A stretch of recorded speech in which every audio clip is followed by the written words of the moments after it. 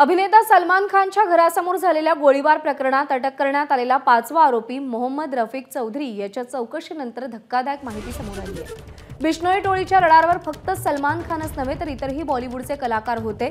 मोहम्मद रफीक यांच्या मोबाईलमधून सलमान खानच्या घरासोबतच इतरही कलाकारांच्या घराचे व्हिडिओ सापडलेले आहेत। सुरक्षेच्या कारणास्तव या कलाकारांची नावे मुंबई पोलिसांनी जाहीर केलेली नाहीत। सलमान खानच्या घरावर गोळीबार करण्याच्या 2 दिवस आधी आरोपी रफीक चौधरीने अभिनेता सलमान खानच्या घराची रेकी केलेली होती। रफीक चौधरी हा मुंबईमध्ये मागील 20-22 वर्ष कामासाठी होता।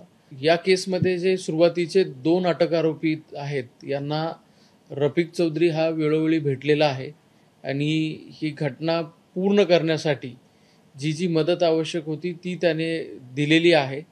याच्यामध्ये पैशांचा पुरवठा असेल किंवा इतर मदत असेल ती या आरोपीने केलेली दिसते। या सध्याच्या गुन्ह्याचा तपास हा प्रत्येक अँगलने केला जात आहे, तसा हाही अँगल आम्ही कन्सिडर करत आहोत आणि याही अँगलने याचा तपास होईल। एबीपी माझा, उघडा डोळे बघा नीट।